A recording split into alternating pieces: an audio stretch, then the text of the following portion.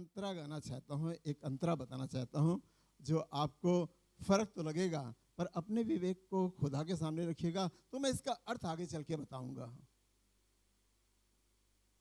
तो ध्यान रखें, सुने, ये आपके दिमाग में बसा रहेगा और इसी से मैसेज आगे बढ़ेगा और अंत वहीं पे होगा। आज कोई प्यार से दिल की बात कह गया। मैं गा के नहीं सुना रहा हूँ, मैंने प्रैक्टिस नहीं की। आज कोई प्यार से दिल की बात कह गया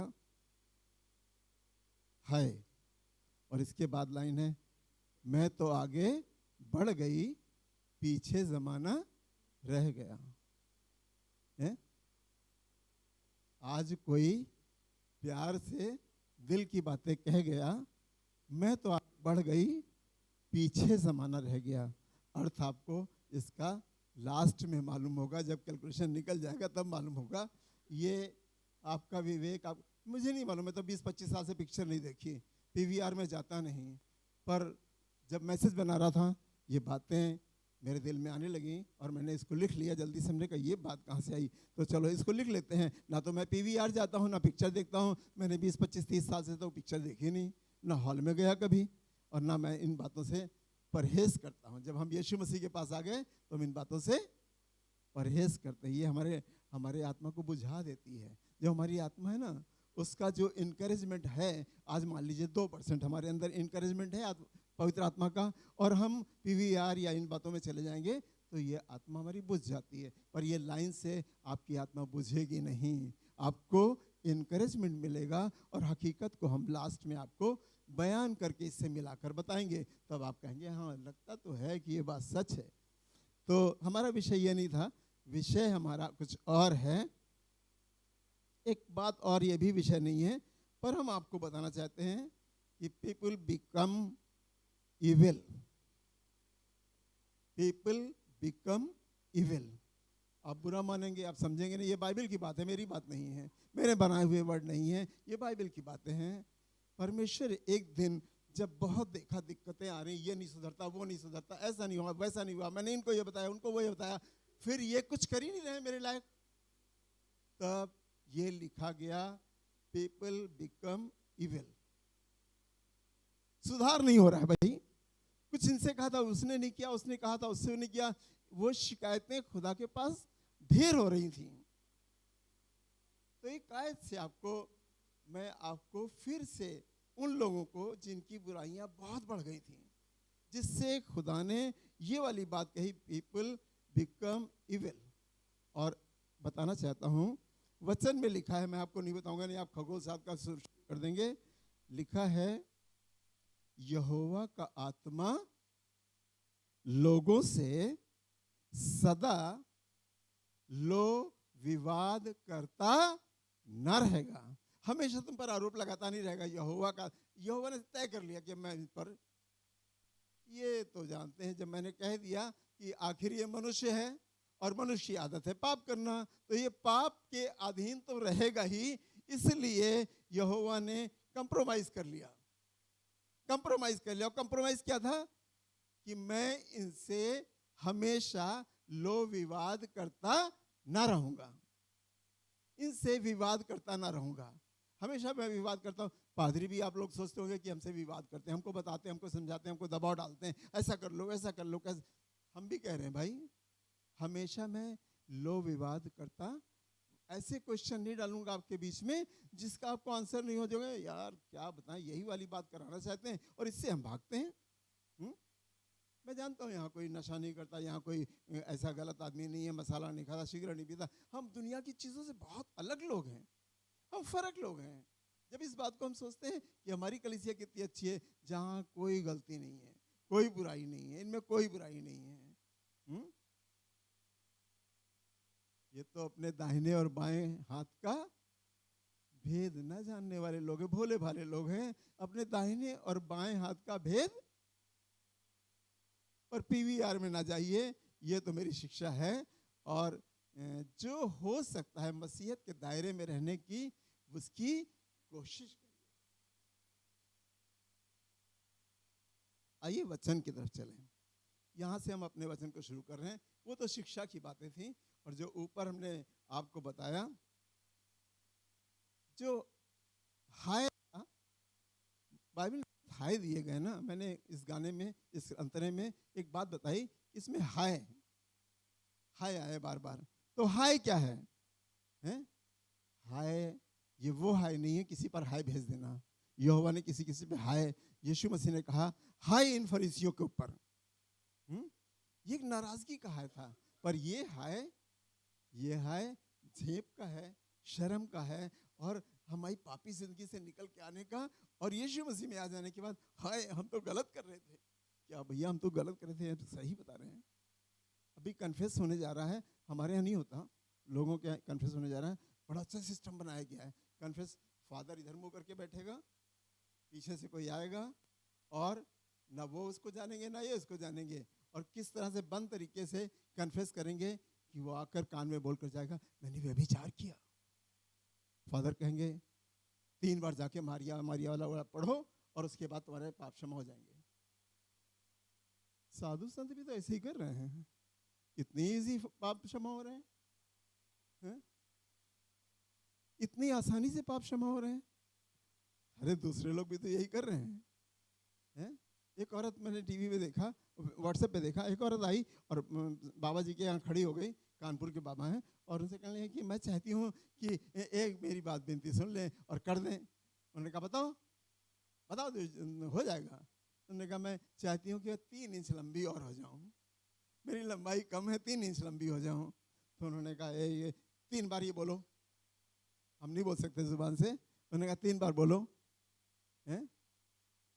तो उसने 3 बार बोला, कहा जाओ अब मन में रख लो कि तुम 3 इंच लंबी हो गई। अरे तुम लंबाई बढ़ा रहे थे कि मन में रखने के लिए कह रहे थे? कह रहे हैं उससे कि जाओ अब मन में रख लो कि तुम 3 इंच लंबी हो गई। बहलावा बच्चों जैसा है। ये भी तो बेटा कैडबरी की जैसी होती है। अरे तुम खा के देखो, ये भी तो कैडबरी जैसी होती है। और साधु जी ने कहा वहां से, अब तुम बताओ कि क्या तुम 3 इंच लंबी हो गई? हाँ बाबा जी 3 इंच लंबी। अब लग तो रहा है कि मैं 3। अरे इतनी जल्दी 3 इंच लंबी हो गई? हाइट वही रही, नाप लेते पहले फिर बाबा के पास भेजते। मन को फुसला बहलाकर इधर उधर कर दिया। इसलिए मैंने गाने से भी आपको मन को अपनी तरफ आकर्षित करने और अपनी तरफ सुनने, ताकि आप पिछली जिंदगी में भी जाओ, इस गाने को जिसने सुना होगा वो भी इस बात का एहसास करे। और फिर हाय कोई प्यार से दिल की बातें कह गया, हाय मैं तो आगे बढ़ गई और जमाना पीछे।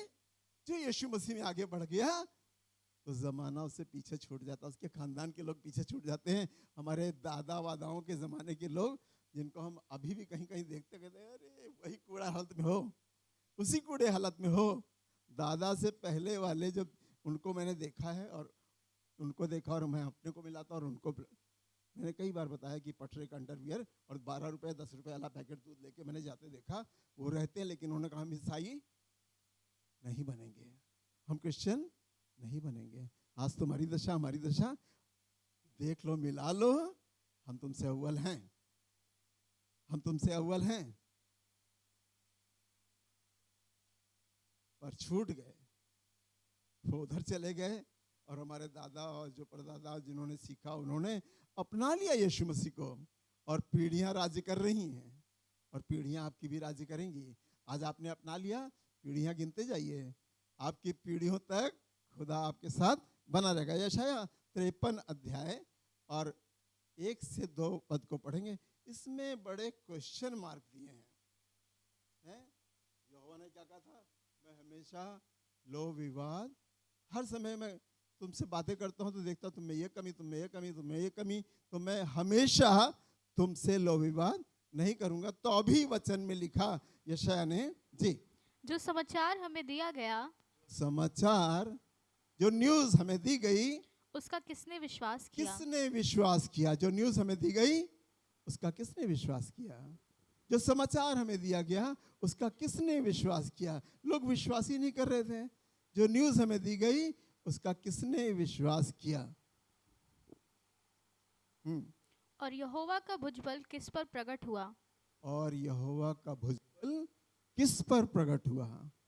जी, क्योंकि वो उसके सामने अंकुर के समान और अंकुर, क्योंकि अब यहाँ से सुनिएगा, यहाँ से आप इधर उधर दिमाग न ले जाएं, ये यीशु मसीह के बारे में बताई जा रही बातें हैं।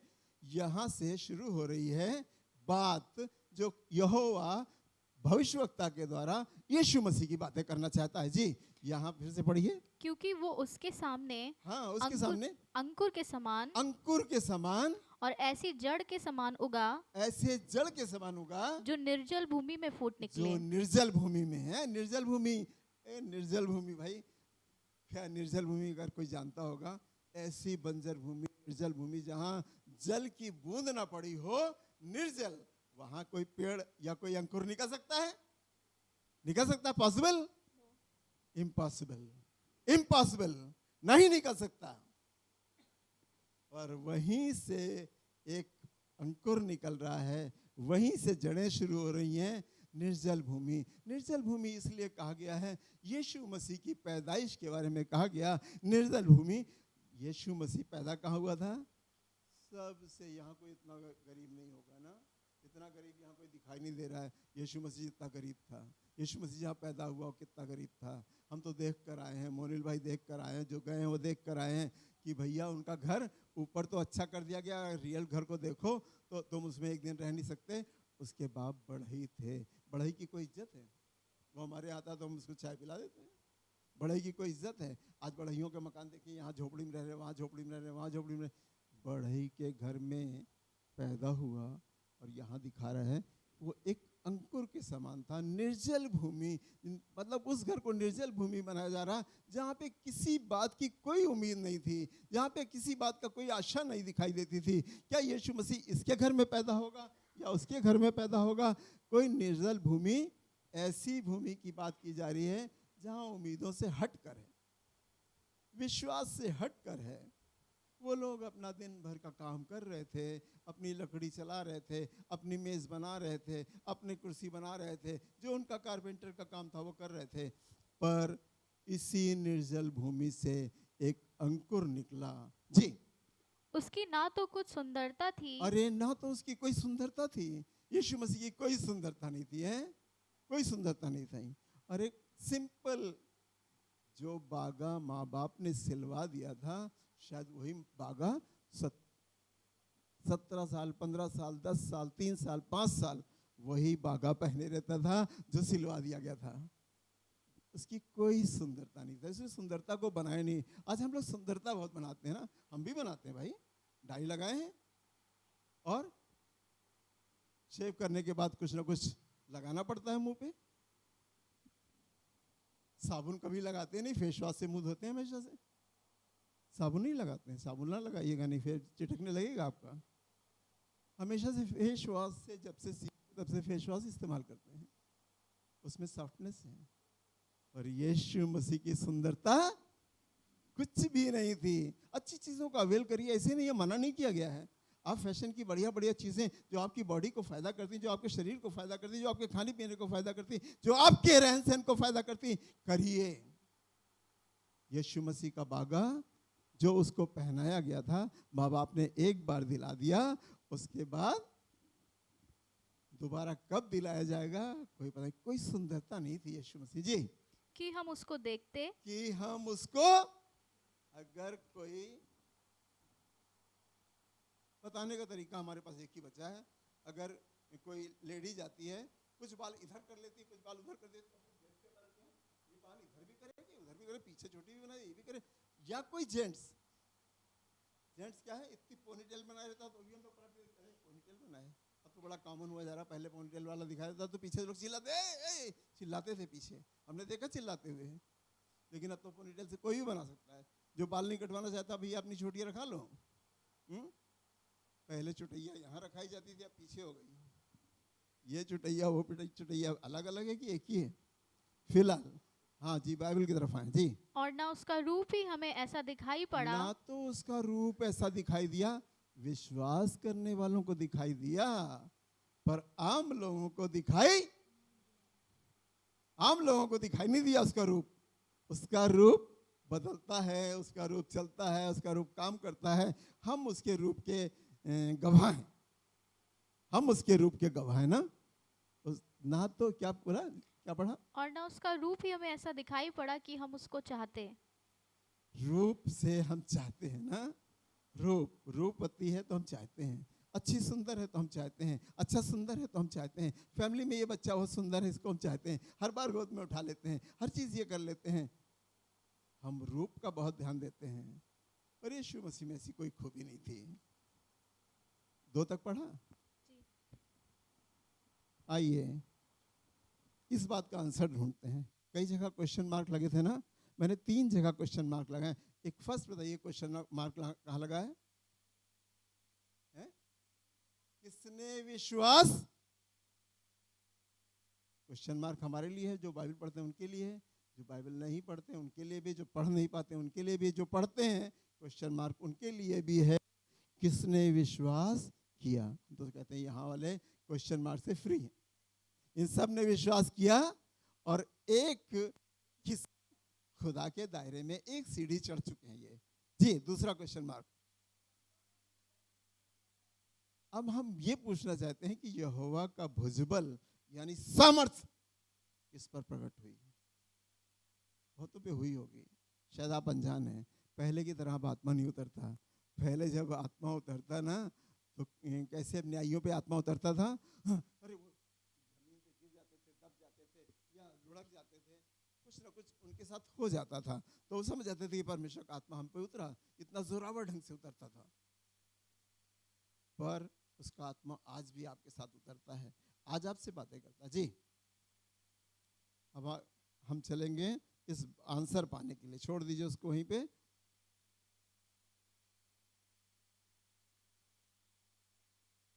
यशाया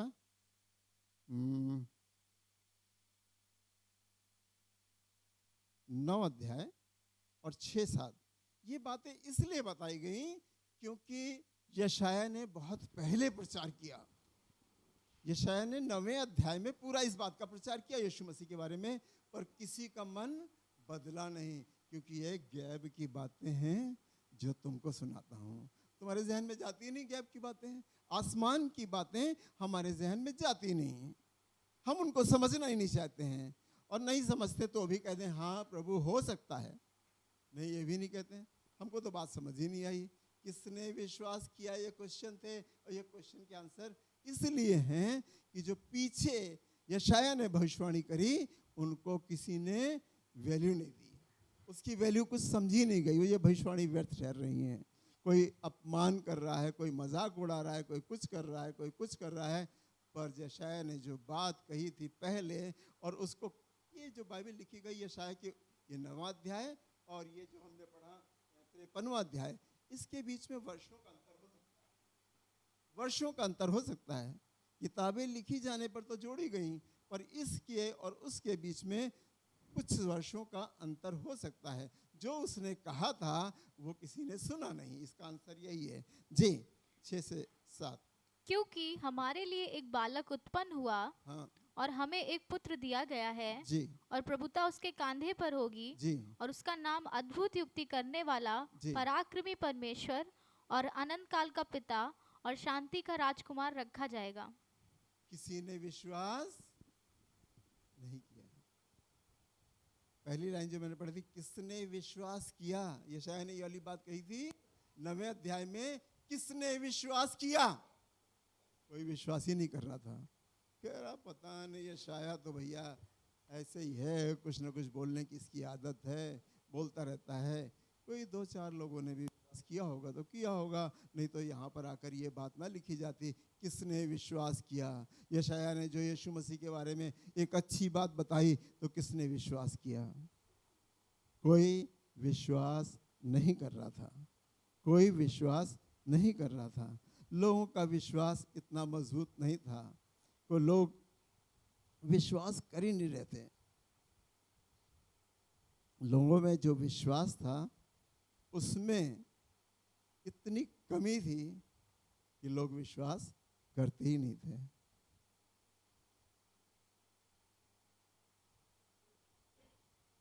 यशायाह 29:10 और 11 पढ़ें।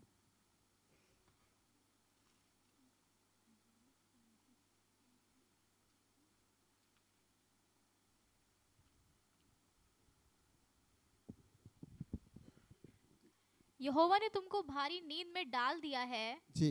और उसने तुम्हारी नबी रूपी आंखों को बंद कर दिया है। क्या करा था उस समय? भारी नींद तुम्हें भारी नींद में डाल दिया है। राजनीति की बात नहीं करने जा रहा, काट दे रहा हूं मैं इसको।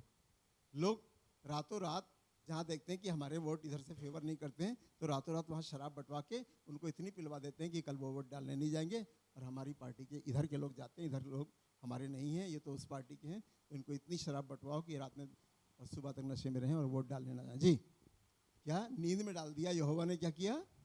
भारी नींद में डाल दिया। भारी नींद में डाल दिया, क्योंकि ये विश्वास नहीं कर रहे हैं, इसलिए भारी नींद में पड़े हुए हैं। जी। और उसने तुम्हारी नबी रूपी आंखों को बंद कर दिया जो है। तुम में नबी रूपी आंखें थी, जो नबी की सुनकर तुम अपने अंदर ले लेते थे, रिसीव कर लेते थे, वो अब तुम्हारे अंदर काम नहीं कर रही। जी। और तुम्हारे दर्शी रूपी सिरों पर पर्दा डाला है। तो दर्शी हैं? दर्शी क्या करते थे? एक औरत दबोरा थी ना, वो क्या थी? नबी भी थी और दर्शी भी थी। कोई परेशानी हो तो जाकर उससे पूछ लो। वो बांज वृक्ष के नीचे बैठती थी, बांज वृक्ष के नीचे बैठती थी, डेली जाकर अपनी दरी बिछाकर बैठ जाती थी बांज वृक्ष के नीचे, और लोग उससे आते थे, मिलते थे और पूछते थे कि ये परेशानी का हल क्या है, ये परेशानी का हल क्या है, ये परेशानी का हल क्या है। नहीं तो वो रोज अपना घर छोड़कर बांज वृक्ष के नीचे आकर न बैठती। वो दर्शी थी, वो दर्शन की बातें बता देती थी, तुम्हारे जीवन की बातें बता देती, तुम्हारे साथ क्या होगा बता देगी। एक बार युद्ध होने वाला था, तो राजा ने आकर पूछा, क्या हम इस युद्ध में, दबोरा ये बता, तो खुदा की जन है, यहोवा तेरे संग रहता है, तो हमें बता कि हम क्या युद्ध करने जा रहे हैं। हम जीत जाएंगे, हम जीत जाएंगे, हमें तो डर है, मुझे लगता है कि मैं ये युद्ध नहीं जीत पाऊंगा। उसने कहा, तू मेरे पास आया ना, मैं कहती हूँ जा, मैं यहोवा की सौगंध खा के कहती हूँ तुम जा, और आज तू विजय प्राप्त करेगा। उसने कहा नहीं, ये विश्वास की कमी है। क्या किसने विश्वास किया? दर्शी पे तो विश्वास कर रहे हो, पर यहोवा पर भरोसा? अगर यहोवा पे तुम्हारा भरोसा होता तो तुम कहते तूने कह दिया और यहोवा मेरे संग संग जाएगा, जैसे तेरे संग रहता वैसे मेरे संग जाएगा, और हम युद्ध जीत के आएंगे। मैं सही बोल रहा हूं कि नहीं? आई एम राइट और नॉट? पर उसने यहोवा पर भरोसा नहीं किया, यहोवा पे भरोसा नहीं किया। यहोवा पे कई बार हम लोग जब कुछ मांगना होता है ना, तो सोचते हैं कि यार मांगे क्या मांगे। नहीं, मांगो। मैंने एक सेंटेंस सीख लिया था बहुत पहले, God will provide everything, God will provide everything. जब मेरे सामने परिस्थितियां खराब होती हैं तो मैं अंग्रेजी बोलता हूँ यहोवा से, यहोवा ज़्यादा अंग्रेजी समझता है। गॉड विल प्रोवाइड, मैं नहीं समझता उसकी अंग्रेजी, लेकिन मेरी अंग्रेजी वो ज़्यादा समझता है। जब काउंटर पे जाता हूँ ना, जब अपनी टूटी फूटी अंग्रेजी बोलता हूँ, तो इंडियन आदमी बड़ा टेढ़ा होता है, पर ऐसे करता है, और जो अमेरिकन होता है, oh good good good good हैं, और करके और फौरन कागज देता है कि अब इससे ज़्यादा बात करने वाली नहीं, इसका कागज भरपूर करो, इसको दो। मेरी अंग्रेजी सुन के वो जल्दी से कागज देता है, और जो इंडियन होता है ना, वो क्या कहता है, पता नहीं कहाँ से आ जाते हैं। मन में सोचते होंगे खुदा का फजल है कि मैं फिर इस बार यूएस जाने की तैयारी कर रहा हूँ बहुत जल्दी। खुदा मेरे आत्मा से भर रहा है और तैयारी में दे रहा है, और एक एक बात जो मुझे खुदा डेली बता रहा है, जो अंग्रेजी में चीज़ें आ रही हैं, जो ये होली स्पिरिट का काम है, खुदा मुझे उस देश के लिए तैयार कर रहा है। और आप लोग दुआ कर रहे हैं इसलिए, आप सब दुआ कर रहे हैं इसलिए, और दुआ में याद रखिए, मैं 2 बार 3 बार तो जा चुका हूँ, पर इस बार मैंने एक प्रण किया है यहोवा के सामने, यीशु मसीह के सामने। 65 साल की ज़िंदगी आपकी दृष्टि में गंदी हो सकती है, उसकी मुझे माफ़ी मिल सकती है, पर 66 साल की ज़िंदगी आपके साथ चलेगी। इसके अलावा मैं कोई और दूसरे काम को थामने वाला नहीं हूं। चाहे फाका कशी आए, चाहे गरीबी आए, चाहे मुश्किल आए, चाहे परेशानी आए, चाहे दुख आए, चाहे बीमारी आए, अब मैं 66 साल की जिंदगी, जो बची हुई जिंदगी है, वो खुदा के साथ बिताऊंगा। और मैंने कहा मुझे दिन गिनने की, दाऊद से सीखा था, वही बोलता हूँ कि मुझे दिन गिनने की। आज का दिन तुमने क्या किया है? कुछ नहीं किया। ना तो बाइबल पढ़ी, और ना तुमने दुआ की, ना तुमने वो किया, तुमने उनके घर नहीं गए, तुम उनके घर नहीं गए। मुझे दिन गिनने की, हर एक को चाहिए दिन गिनने की समझ। दिन जिंदगी के गिने हुए हैं। अब 66 साल के बाद तो समझो दिन गिने ही हुए हैं बिल्कुल। आप जवान हैं तो अभी दिन ना गिनिए अपने। जो उम्र में ज़्यादा हो गए वो ज़रूर कहे मुझे अपने दिन गिनने की समझ दे, ताकि मैं तेरे माफिक अब चलूं। तो हमने सुना क्या था वचन में पिछली बार? शुरुआत कैसी भी हो, अंत तो भैया अपने अंत का इंतजाम करो। मैं तो अपने अंत का इंतजाम कर रहा हूं।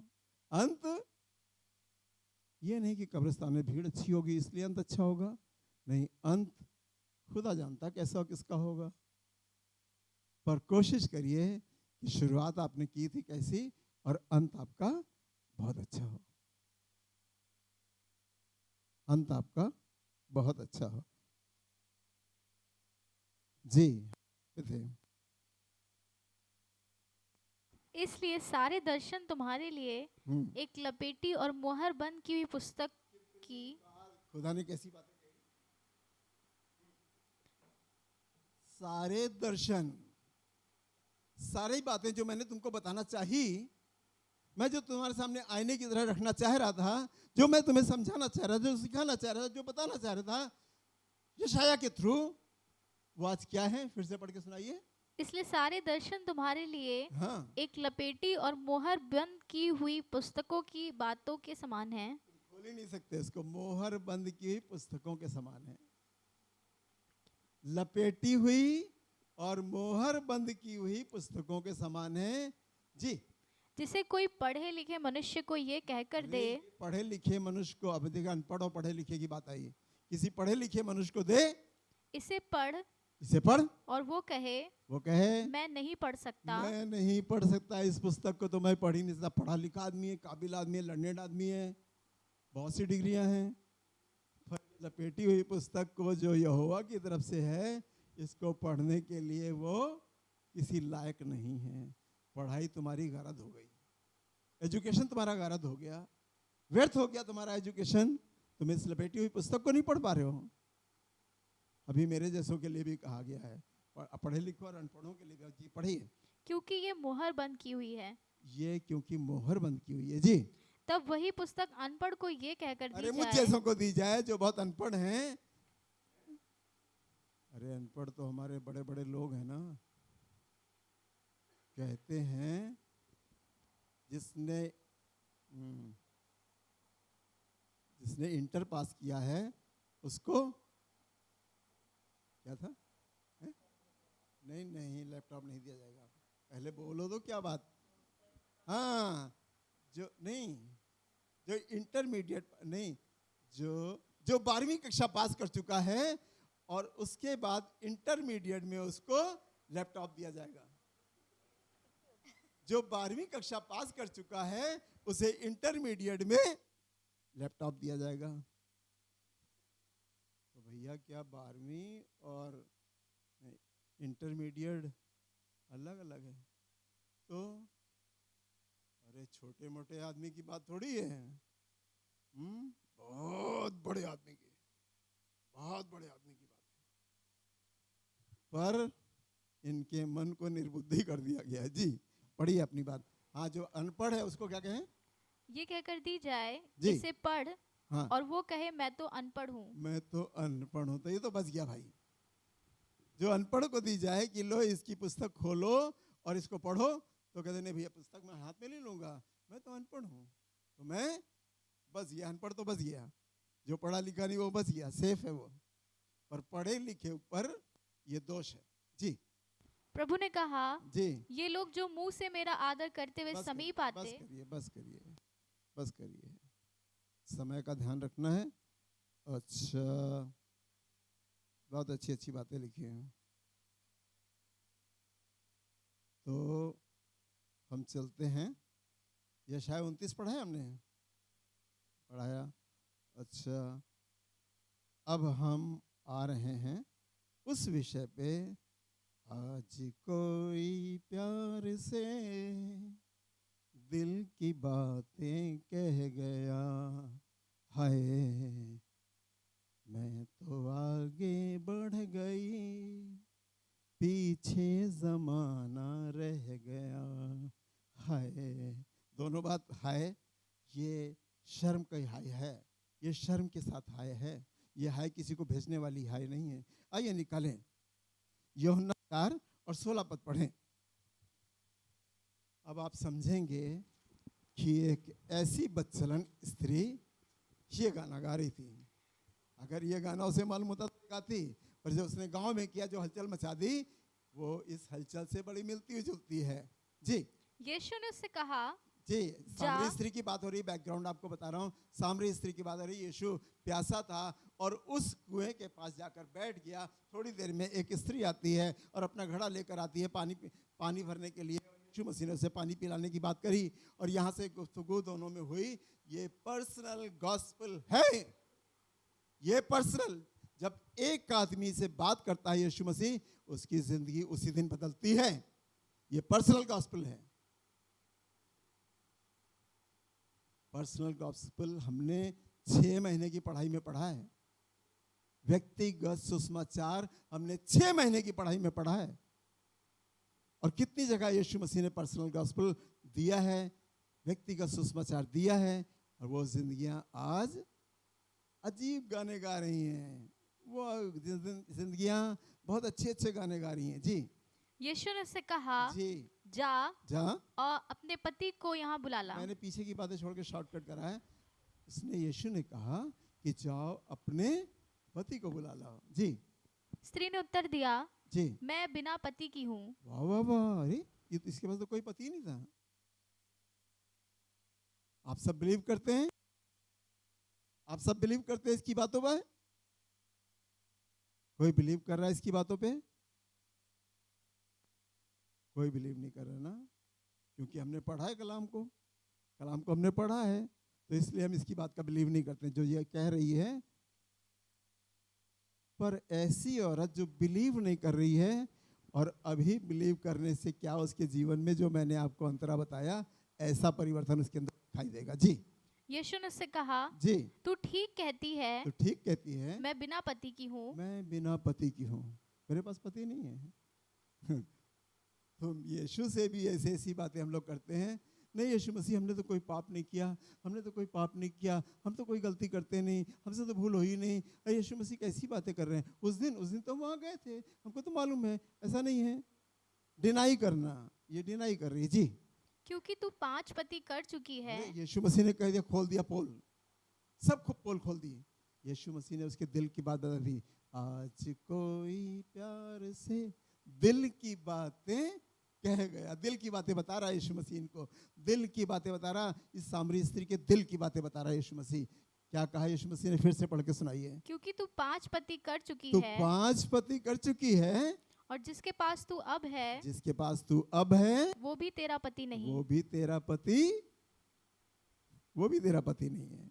5 तो ऑलरेडी कर चुकी है, तभी तो मैंने इस अंतरे को यहाँ जोड़ा है। जी, और आगे बढ़े और अंतरा समझ में आएगा आपको। ये तूने सच ही कहा है। ये तूने, अब उसने एक्सेप्ट कर लिया कि ये तो तूने सच कहा है। अब इसको है आ गई, अब इसको शर्म आ गई कि अरे क्या बताएं, हमने तो इससे झूठ बोला था, पर ये तो अंदर की बातें जानता, दिल की बात बता रहा है, और दिल की बात बताने से ये कह रहा है।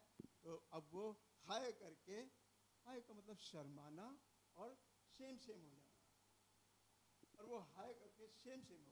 इसमें जो हाय हमने सुनाया आपको, वो शेम करने वाली हाय थी, और वो शेम हो गई, बिल्कुल शर्मिंदा हो गई।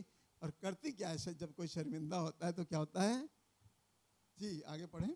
स्त्री ने उससे कहा, जी, हे प्रभु, जी, मुझे लगता है कि तू भजदक्ता है। जी, विश्वास बढ़ा है, विश्वास बढ़ा है। जी, अब वो उस तरफ से, दुनिया की चीजों से हैं, ये तो आगे बढ़ गई, जमाने को पीछे छोड़ रही है, और ये आगे बढ़ रही है खुदा में। जी, जी, हमारे बाप दादों ने इसी पहाड़ पर आराधना की जी। और तुम कहते हो कि वो जगह जहाँ आराधना इन करनी बातों को चाहिए। छोड़कर रोक के मैं कट शॉट की तरफ जाना चाहता हूँ। क्या हुआ? आगे को लिखा है, वो अपना घड़ा वहीं छोड़कर, वो अपना घड़ा वहीं छोड़कर क्या करी? नगर में चली गई। गांव में भागी। वो अपना घड़ा वहीं छोड़कर, हाय के बाद जो हाय लगी ना, इस हाय के बाद वो इसके अंदर इतना शेम आ गया, इतनी शर्म आ गई, इतनी हया आ गई कि वो अपना घड़ा छोड़कर यीशु मसीह से भागी। और उसने बुरा नहीं किया भागना। भागना तो शर्मिंदगी का कारण था, भागना तो उस पाप से डर के भागना था। पर उसने कहा कि मैं जीवन का पूरी बातें आप सब जानते हैं ना, इसकी हिस्ट्री की तो सब पूरी, कौन नहीं जानता है कि इस स्त्री की बातें। मैं आपको सिर्फ एक बार ध्यान लगाना चाहता हूँ कि ये पर्सनल गॉस्पेल कितना कारगर सिद्ध हुआ। और ये भाग गई, और भाग कर हया के मारे भाग गई, शर्म से भाग गई। पर अभी गांव वालों को ये शर्म की बात उसने नहीं बताई। यीशु मसीह ने मुझसे क्या बताया, लेकिन वो शॉर्टकट वो बताती है कि एक मुझे मिल गया जो बहुत बड़ा भविष्यवक्ता है, मेरे जीवन की ये सारी बातें जानता है, आओ तुमको मिलाएं। और गांव में हलचल मचा दी, और गांव के लोग भागे, कौन है, चलो आओ देखें, और चलो कौन देखें। और पूरी भीड़ उमड़ कर गांव की एक सामरी स्त्री की गवाही से, विश्वास लाने वाली औरत से गांव में बेदारी आ गई। हमारे जीवन में यही चाहते हैं, अगर आप में बेदारी आ गई है, आप में खुदा की बातें आ गई हैं, तो आप अपने मोहल्ले में, अपने गांव में, अपने एरिया में अपनी बातें बताइए। अपनी बातें बताइए कि खुदा ने मेरे लिए क्या किया है, खुदा ने मेरे लिए क्या किया है, पहले मैं क्या था और मैं कहाँ से निकल कर आया हूँ, मैंने क्यों ऐसे क्या किया है, यीशु मसीह ने मुझको कैसे बदला है।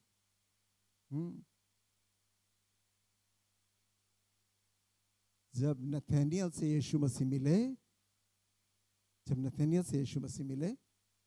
फिलिपुस जबरदस्ती पकड़ के लाया था। नथानियल आ नहीं रहा था, कह रहा है बढ़ई का बेटा, बड़ा तुच्छ समझ, हमको मालूम है वो गलील में रहता है, वो बढ़ई का बेटा। अरे हमको मालूम है यार, तुम कहाँ हमको, फिलिपुस तुम हमको कहाँ ले जा रहे हो। कह रहा नहीं, एक बार तू चल मेरे साथ, एक बार मेरे साथ चल। और बहुत दबाव के साथ यीशु मसीह के पास लेकर आया, और यीशु मसीह ने उसे आते ही देखकर क्या कहा,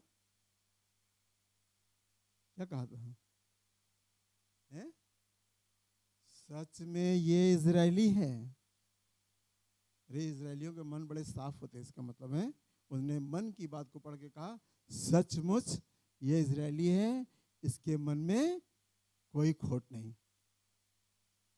और ये बहुत अच्छा आदमी, तारीफ की बहुत सी बातें कट शॉट लिखी जाती है बाइबल में, तारीफ की बहुत सी बातें नथानियल के बारे में यीशु मसीह ने वहीं बता दी। और बता देने के बाद नथानियल का आंसर क्या था, नथानियल का आंसर क्या था, सचमुच तू परमेश्वर का पुत्र है। बढ़ई के बेटे पे विश्वास ना करने वाला व्यक्ति आज पर्सनल गॉस्पेल में खड़ा हुआ, और यीशु मसीह ने कह दिया क्या तू मेरी इतनी सी बातों को सुनकर मुझ पर भी करता है। नथानियल ने कहा था सचमुच तू परमेश्वर का पुत्र है और इजराइल का महाराजा है।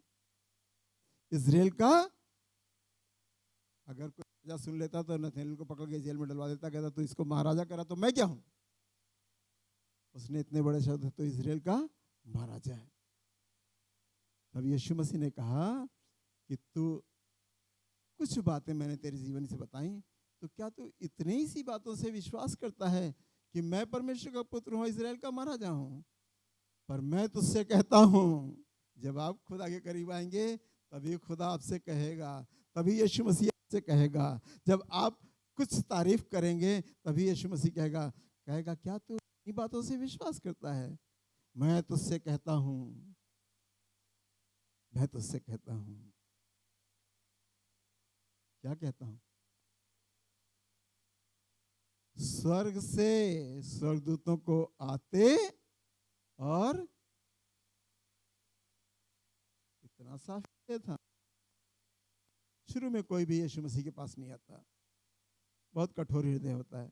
और फिलिपुस अच्छा किया तुमने, फिलिपुस ला के हमारे सामने एक नमूना बना दिया नथानिएल को, और जिसने एक्सेप्ट किया यीशु मसीह को, और यीशु मसीह ने बड़े वायदे उससे करे कि तुम स्वर्गदूतों को आते हुए और जाते हुए देखोगे।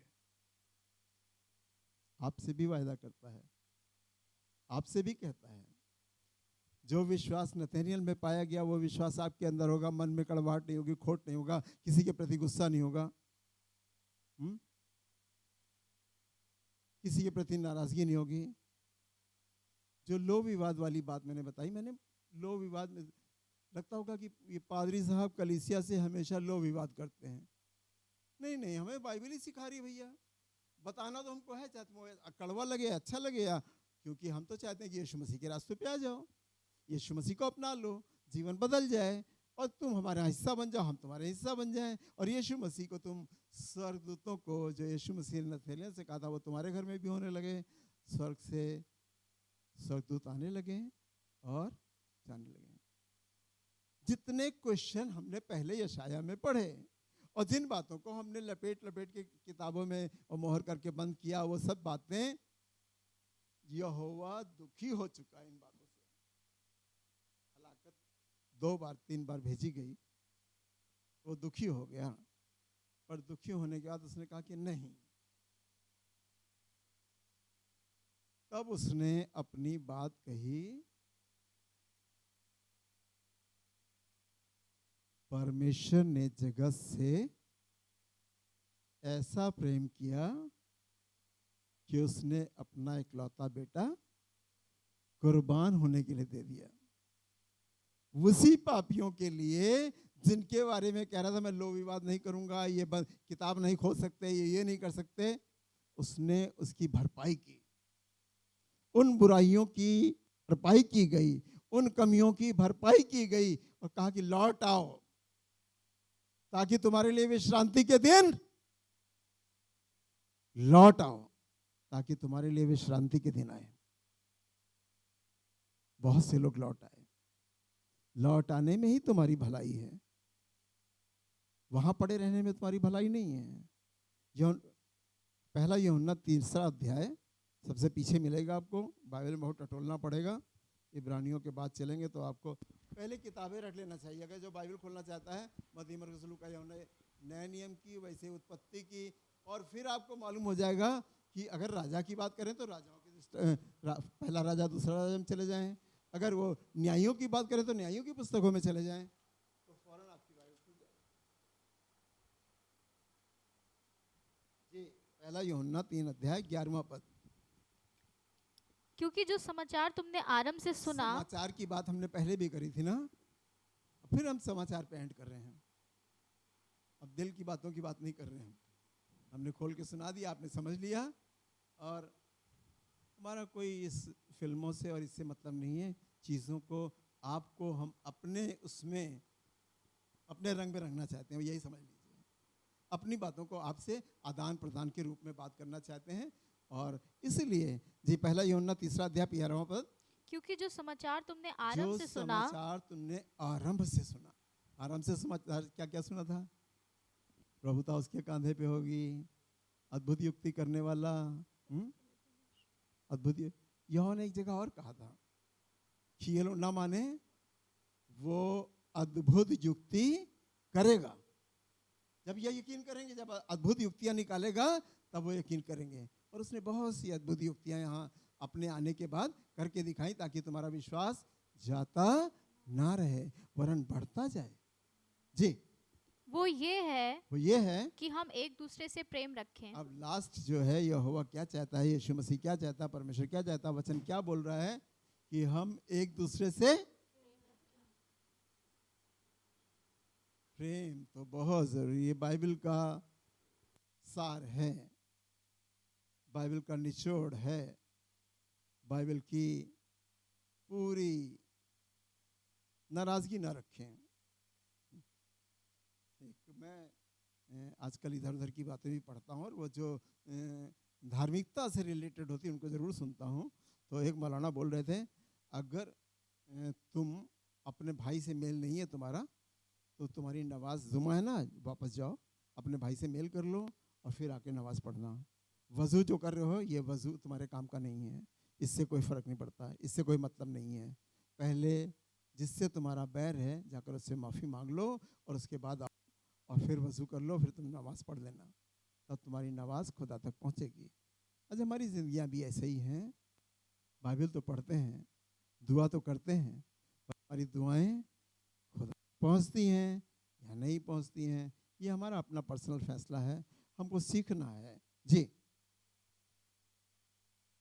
और कैन के समान ना बने, जी जो उस दुष्ट से था, जी और जिसने अपने भाई को घात किया। जी। और उससे किस कारण घात किया? हम्म, इस कारण कि उसके काम बुरे थे हम्म। और उसके भाई के काम धर्म के थे। अच्छे कर्मों वाला मारा जा रहा है और बुरे कामों वाला, आज भी यही हो रहा है, पहले भी यही होता है। पर इसका मतलब कि हम घात होने के लिए तैयार रहें। ये नौकरी इनकी सेक्रीफाइस में चली गई, खुदा के सेक्रीफाइस में। तो एक कहावत सुनाता हूँ आपको, ईमान के बारे में कहावत सुनाता हूँ। यदि कोई तुमसे तुम्हारा माल लेने आए तो उसको माल देकर अपनी जान बचा लो, और अगर तुम्हारा ईमान लेने आए तो अपनी जान देकर अपना ईमान बचा लो। कीमती क्या है, माल या ईमान है? क्या कीमती है? ईमान हमें बचा के रखना है। भगवा डाल लिया, कहीं ना कहीं ईमान में कमी आई जरूर है भाई, कहीं ना कहीं ईमान में कमी आई जरूर है। आत्मा को तुमने बुझाया है, तुमने ये किया है, तुम इतने काबिल आदमी हो, आज किस बात से इतना गिरे जा रहे हो? डर तुम्हारे अंदर समाया है या तुम कुछ पा लेना चाहते हो? तुम्हारी मर्जी क्या है? तुम्हारी मर्जी क्या है? परखे जाना तो जरूरी है, सबका परखे जाना जरूरी है, हमारा भी, आपका भी, और उन बड़े लोगों का जो आज हमारे बिशप जेल में पड़े हैं, उन बिशपों को अभी परखा जाना जरूरी है, जो जेल की हवा खा रहे हैं। कितने बिशप आज जेल में हैं? पादरी जो प्रचारक हैं वो जेल में हैं, उनके लिए हम दुखी हैं, पर ये जो जेल में है इनके लिए हम, खुदा का दंड उन पर आया है, खुदा का दंड उन पर आया है, पूरी हो गई आयत। पर हमने आपको 40 मिनट में अपनी बात 45 मिनट में करी है, टाइम ज़्यादा है, पर खुदा की आत्मा आपके अंदर काम करेगी और आपके अंदर जो चेंजेस है, 2023 कहाँ से कहाँ पहुँच जाएगा, 2023 में आपकी ज़िंदगी कहाँ से कहाँ पहुँच जाएगी। आप आशीष का वसीला बन जाएंगे, आपकी ज़िंदगी में कुछ नया तूफान आएगा, उस तूफान के बाद एक डेवलपमेंट आएगा। दुख का आना तो पहले ज़रूरी है, पहले दुख आता है फिर खुशियाँ आती हैं। दुख का आना तो पहले ज़रूरी है, परीक्षा का आना तो पहले ज़रूरी है। उस परीक्षा में हमें जब पास होते हैं तो हमें सर्टिफिकेट मिलता है और हम कहते हैं हम पास हो गए, और उस पास होने से आपकी ज़िंदगी में जो नए फल लगते हैं, नई ज़िंदगी शुरू होती है, वो ज़िंदगी यीशु मसीह की ज़िंदगी होती है। वो ज़िंदगी आपकी ज़िंदगी नहीं होती है, उसके पीछे काम करने वाला यीशु मसीह होता है, यीशु मसीह होता है उसके पीछे काम करने वाला। तो आज आवश्यकता यही है कि हम जो कुछ पढ़ते हैं उन्हें समझें, लपेटी हुई किताब की तरह ना समझें। लपेटी हुई किताब की तरह, हम तो अनपढ़ हैं, हम तो पढ़े लिखे हैं, दोनों के लिए है। मैं अपने अनपढ़ के कारण किताब को, मोहर को खोल के पढ़ नहीं पा रहा हूँ, और मैं बहुत पढ़ा लिखा होने के बावजूद खुदा की बातों को समझ नहीं पा रहा हूँ। दो लोगों के लिए अलग अलग तरह से वचन बताता है। हमारी ज़िंदगी खुदा की ज़िंदगी है, हमारे पास काम चाहे जितने हों। आजकल मैं जब दरवाज़ा अपना बंद करता हूँ कमरे का, तो एक आनंद की भरपूरी दिखाई देती है, एक नशा दिखाई देता है, एक मज़ा दिखाई देता है। हर चीज़ चाहता है कि अब कोई बोले ना, अब कोई उठने के लिए कहे ना, कोई फ़ोन ना आना, कोई फ़ोन नहीं आए, जब पढ़ रहा हूँ तो कोई फ़ोन ना आए। मैंने पिछली बार बताया था आपको कि बाइबल तो हम पढ़ते हैं, कई बार तो हम भी ऐसी करते हैं, आप भी ऐसी करते होंगे। यहोवा मेरा चरवाहा है, मुझे कुछ घटी नहीं होगा, पूरा हमको रटा हुआ वैसे हम पढ़ते चले जाते हैं। किताब तो खुली है, बाइबल तो खुली है, पर रटते हुए रटा हुआ वचन वैसे पढ़ते चले जाते हैं, या पढ़ते भी हैं तो स्पीडली पढ़ते हैं। हमने आपको कितने क्वेश्चन दिखाए, कितने मार्क दिखाए, कितने विराम दिखाए, ये सब का अर्थ रुको। रोड पे लगा रहता है, ठहरो, रुको, देखो, चलो, जाओ। जब रोड क्रॉस करें तो ये लिखा रहता है। ऐसी बाइबल में जो विराम लगे रहते हैं, जो कॉमा लगे रहते हैं, जो क्वेश्चन मार्क लगे रहते हैं, ये सब चीज़ें अगर आप जिस दिन इस तरह से पढ़ना सीख जाओगे, तब खुदा का आत्मा आपसे बातें करेगा। खुदा का आत्मा आपसे बातें करेगा। कौन कौन चाहता है कि खुदा का आत्मा बात करे? कौन कौन चाहता है? मैं सोचता हूँ सभी लोग चाहते हैं। हाथ उठाने से मतलब नहीं है, कोई छोटा सा कोरस लें। और हम चाहते हैं कि खुदा का आत्मा, इन लैंड डेज के दिनों में हम इसकी वैल्यू नहीं जान रहे हैं, शायद हम वैल्यू नहीं जान रहे हैं, अपने अपने कामों में लगे हैं। मैं तो उपवास रख नहीं सकता, मैं तो प्रार्थना ही कर सकता हूँ। मैं किस काम को कर सकता हूँ, मैं उसकी तलाश में रहता हूँ कि कौन सा काम मेरे लिए भलाई का है, मैं किस काम को कर लूँ। अगर इस रोज़े के दिनों में हम क्या कर सकते हैं? शायद हम रोज़ा नहीं रख सकते, शायद इसके अलावा कुछ और कर सकते हैं। जो हमारे सामने रखा है उसके लिए हम कुछ भी कर सकते हैं। समय दीजिए, बाइबल पढ़ लीजिए, दुआ में लग जाइए, किसी के लिए घर जाइए, उसके लिए दुआ कराइए, कोई बीमार आपको मालूम है तो उसके घर दुआ कराइए, कि कोई गरीबी में है तो एक कुछ ना कुछ उसको दे आइए। मुझे तो मालूम नहीं था, मैं तो चाहता हूँ कि मैं जिस लायक हूँ उसमें से मैं किसी को दूँ, जिससे वो 1 हफ्ता, 2 हफ्ता, 1 महीने की रोटी मेरे पैसों से खा सके। मुझे इसमें बहुत खुशी लगती है, मैं देख कर खुश होता हूँ। लिखा है बाइबल में, देने वाले को दे और लेने वाले से, दोनों काम करने हैं, हमें इक्वल करने हैं। देने वाले को दे और लेने वाले से ले। ये बाइबल का तरीका है, हमारा तरीका अपना नहीं है। मैं अपने तरीके नहीं बनाता, बाइबल के तरीके आपको बताता हूँ। लेने वाले से ले, देने वाले को दे।